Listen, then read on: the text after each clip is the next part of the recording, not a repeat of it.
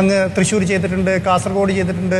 ഞാൻ ഇന്നലെ പറയുന്നുണ്ട് എൻഡോൾസൾഫാൻ ബാധിതർക്ക് വരെ അങ്ങ് കാസർഗോഡ് പോയി ചെയ്ത്. അവിടെ ഒരിക്കലും സുരേഷ് ഗോപി മത്സരിക്കുമെന്ന് വിചാരിച്ച് ചെയ്തതല്ലല്ലോ. തിരുവനന്തപുരത്ത് ചെയ്തിട്ടുണ്ട്, ഞാൻ വയനാട്ടിൽ ചെയ്തിട്ടുണ്ട്, അപ്പം ഇടുക്കിയിൽ ചെയ്തിട്ടുണ്ട്.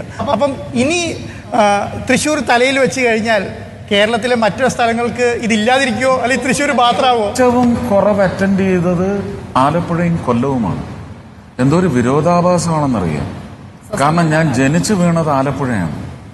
ആലപ്പുഴ ടൗണിൽ തന്നെയുള്ള മെഡിക്കൽ കോളേജ് ആശുപത്രിയിലാണ് ഞാൻ ജനിച്ചു വീഴുന്നത്. അവിടുന്ന് ഡിസ്ചാർജ് ചെയ്ത എൻ്റെ അമ്മ കൈക്കുഞ്ഞായിട്ട് എന്നെ കൊണ്ടുപോകുന്നത് ആലപ്പുഴ തൊണ്ടംകുളങ്ങരയിലുള്ള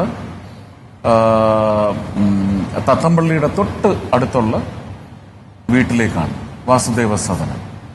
അവിടെയാണ് ഈ 90 വരെ 91 വരെയൊക്കെയുള്ള ഒബ്സർവേഷനുണ്ട്.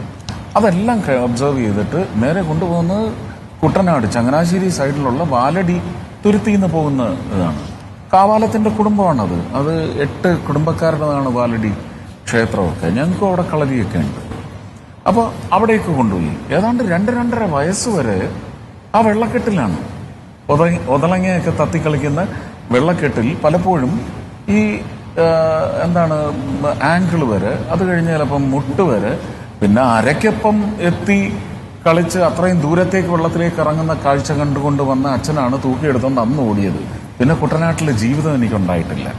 പിന്നെ ഇടയ്ക്ക് കുടുംബ പൂജയ്ക്കൊക്കെ പോകുമ്പോഴുള്ള ഒരു ഭയങ്കര ഒരു നിർമാല്യം ഏറ്റുവാങ്ങുന്നത് പോലെയുള്ള സൗഖ്യമാണ് അവിടെ ചെല്ലുമ്പോൾ. ആ പ്രദേശത്ത് ചെയ്തില്ല എന്നല്ല, ഞാൻ ആലപ്പുഴ ജില്ലയ്ക്ക് വേണ്ടി ചെയ്തതും കൊല്ലം ജില്ലയ്ക്ക് വേണ്ടി ചെയ്യാൻ ശ്രമിച്ചതും നടത്താഞ്ഞതും നടത്താൻ അനുവദിക്കാത്തതും എല്ലാം കൂടി കണക്കിലെടുത്ത് എന്തെങ്കിലും ചെയ്യാൻ പറ്റിയിട്ടുണ്ടെങ്കിൽ, പക്ഷെ അതൊന്നും മറ്റു പ്രദേശങ്ങളിൽ ചെയ്തതുമായിട്ട് തട്ടിച്ചു നോക്കിയാൽ ഒന്നുമില്ല. എനിക്കൊരു ഇൻഡക്റ്റഡ്നെസ് വേണ്ടത് സത്യത്തിൽ ഈ 2 പ്രദേശങ്ങളോടും ഉറപ്പായിട്ടും തിരുവനന്തപുരത്ത് ചെയ്തിരുന്നു. അതിൻ്റെ ഒന്നും എനിക്കിതൊന്നും തള്ളാനൊക്കത്തില്ല. You should hunt for the real. ഒരു ഓഡിറ്റ് നടത്തണം. എങ്ങനെ ഇത് കണ്ടെത്തുന്നു? ആ കണ്ടെത്തിയ പോരായ്മയ്ക്ക് ആ പോരായ്മയുടെ വാല്യൂ എത്രയാണ്? അതിലേക്ക് എനിക്ക് പോസിറ്റീവ്